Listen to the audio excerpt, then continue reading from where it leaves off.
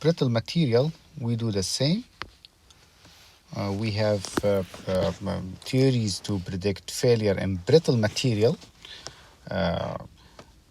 In brittle material, the main difference between ductile material and brittle material is that ductile material can show you signs of failure because complete fracture, but in brittle material there's no deformation or elastic region. Failure happens immediately and it is ultimate fracture rather than yielding. Okay.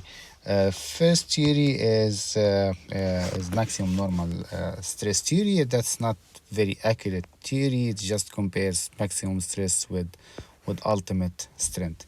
You need to notice that here in brittle material we use ultimate strength, whether in tension or compression. In ductile material we used to use yield strength.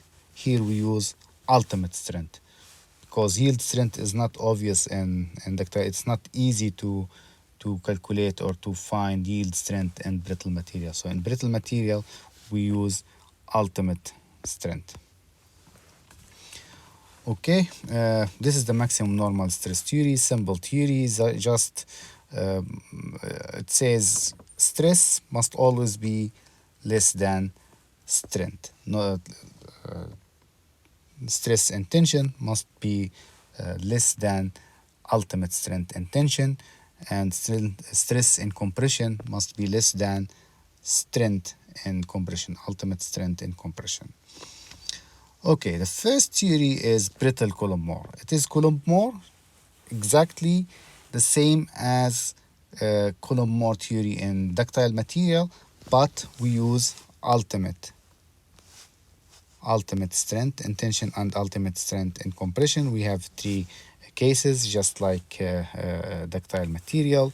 We do the arrangement and check whether we have positive only or positive and negative or negative only. Okay, so this is brittle Coulomb-Mohr. The safe envelope exactly the same as brittle Coulomb-Mohr in ductile material. Okay, so if we compare this theory with the experiments, we see that there is this zone that still can be used. Failure didn't happen in this area, so this was the borders of brittle Coulomb-Mohr. So what we can do, we can add a new theory, this one, modified Mohr. In this theory we adjust data in fourth quadrant in order to better fit the data and include this safe zone. So first quadrant and third quadrant is the same, so there's no change in case 1 and there's no change in case 3. The only change is in case 2. In case 2 we have tension and we have compression, which is this quadrant or this quadrant. One stress is positive and the other one is negative. So we have positive stress, negative stress. So in this case we need to do a check. This check. We compare compression stress to tension stress. If compression is larger than tension, then the value is greater than 1. So we are here. If compression is less than tension, then we are here. So if compression doesn't exceed tension,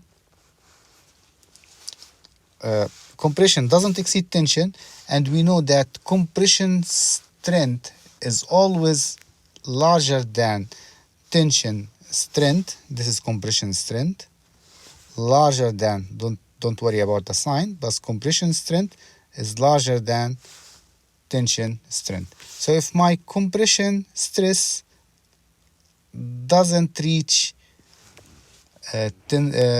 tension stress.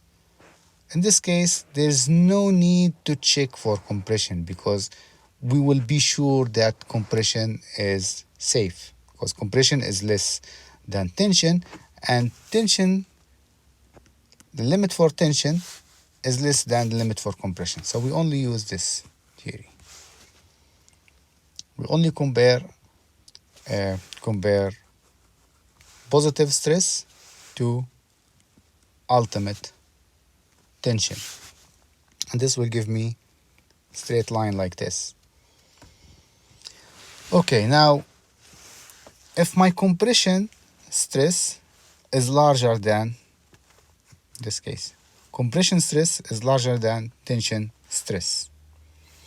In this case, I need to compare two stresses, and I must use this formula, because in this case I don't know if compression is safe or not, so I need to use the full formula, and I need to compare compression with stress with compression strength, tensile stress with tensile strength ultimate, of course.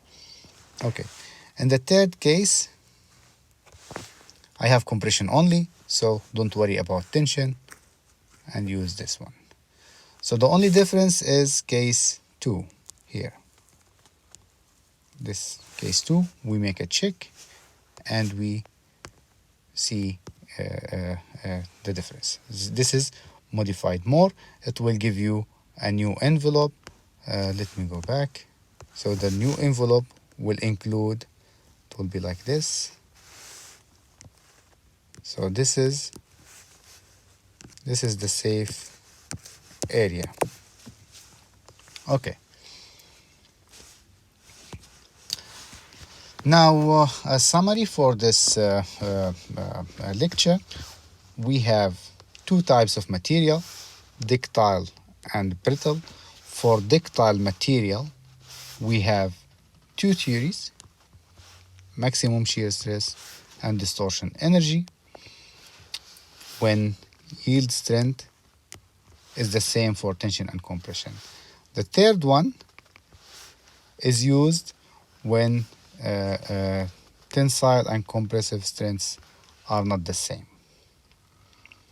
Okay, so these two can be used for the same situation, and the third one when you have different tensile and compression stress. For brittle material, we have Mohr theory and brittle Coulomb Mohr and modified Mohr. So two theories. Okay. Okay, so this is how you select your failure criteria. You need to satisfy a few conditions. First, you need to make sure that you have static conditions. There's no change, there's no movement. There's no change in load, there's no movement. Second, you need to identify the type of material. Is it ductile? Is it brittle? How do you know?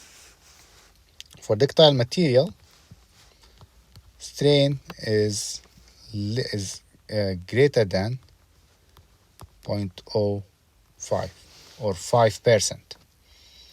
That means material can extend up to 5% or more than 5% before failure. So this is ductile behavior. Brittle behavior, less than 5%. Okay, so now if we have ductile, we need to do this check. If my strength in compression and tension is the same, then I have two theories, maximum shear or distortion energy. Maximum shear is conservative failure analysis. Distortion energy is more accurate failure analysis.